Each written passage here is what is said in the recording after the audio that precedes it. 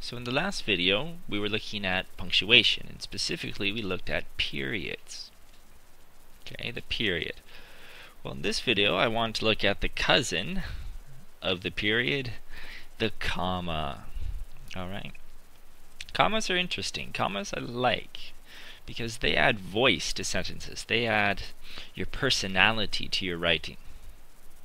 Okay, so a comma, what a comma does, okay, actually let me write a comma so you know what it is. Comma, correct, you know a comma.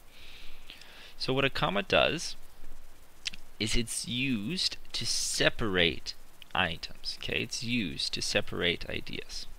Okay, so I'll write that. Used to separate, and not just ideas, but incomplete ideas. Complete ideas. Okay, because if it's a complete idea, we add a period. Okay, used to separate complete ideas. Okay. It's also used to separate items in a series. Separate items in a series, or like a list. So for example, if I need a list to go to the supermarket, I might say I need milk, egg, sugar, flour, and all of those items will be separated by commas. Okay? And it's something to note. It's not really what a comma does, but something to note is that you really don't want to use only one or two. You don't want to use 3, 4, 5, 6 commas. It gets out of hand. It gets too much. Okay. And another thing I might want to note is commas. Remember, we learned that periods are used to take a breath. Commas are used for a pause. Okay, to pause, just to take a second. Okay, take a second from the sentence. Take a little stop, not a full stop like a period, but a short stop. And then continue again. And this is how I believe it adds voice, it adds character to your writing or speaking.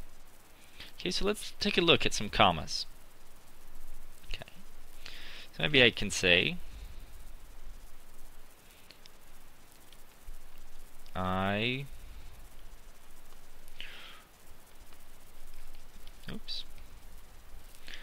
I would like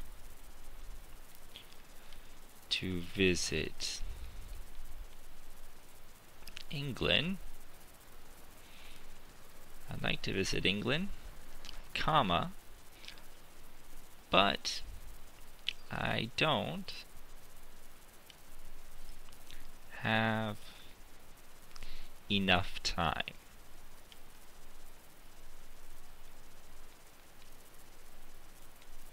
Okay, I'd like to visit England, but I don't have enough time. So we look there, we have a comma right after England, correct? And it's used to separate some incomplete ideas or some ideas. So if we say, I would like to visit England, that is a complete idea. But if we say, but I don't have enough time, because we start with but, it makes it an incomplete idea. We need something else there. So how we separate them is with a comma. And when we speak, we use a pause. Okay? I would like to visit England, but I don't have enough time.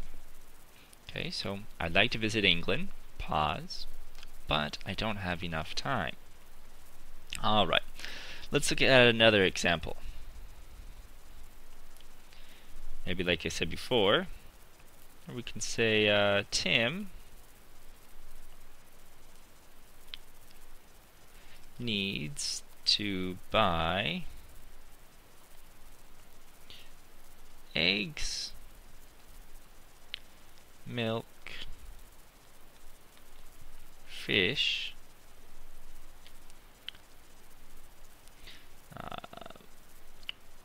I don't know, what else does Tim need to buy? Flour, maybe?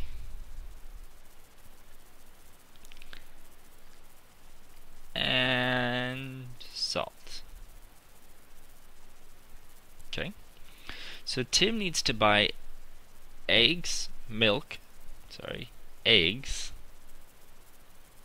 eggs, milk, fish, flour, and salt. Okay, so we separate those ideas using commas. Tim needs to buy eggs, comma, milk, comma, fish, comma, flour, and salt. Because we say and there, we don't really need to separate the idea. And separates it for us. Okay, now if we look, we take a pause in that. Tim needs to buy eggs, milk, fish, flour, and salt. So you notice between eggs, milk, fish, and flour, we take a little pause. Okay, and I know I said before that we only use 1 or 2 commas. And that is true. In a normal sentence we do. But when we're saying a list, we can use many more. I don't know, if your list is very long, maybe you need 100 commas or even more. Okay, so when you're coming to a list, you can use as many commas as you would like. Okay, let's look at one more example.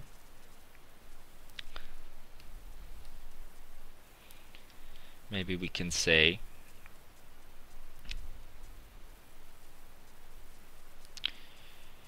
Sherry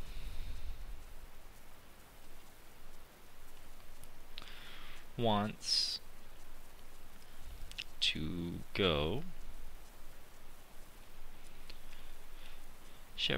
go to a restaurant. Sherry wants to go to a restaurant. Let's use but again. But she knows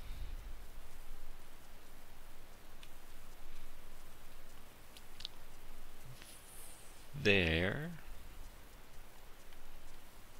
closed. Okay, so Sherry wants to go to a restaurant, but she knows they're closed. Alright, maybe it's very late at night. So we say Sherry wants to go to a restaurant, comma, but she knows they're closed. Alright, so as remember, it's used to separate ideas. And we only use 1 or 2. In this one we used 1. But also we use a pause. Sherry wants to go to a restaurant, pause, but she knows they're closed. Alright, so I'll leave you there. If you have any questions, please feel free to ask in the comments down below.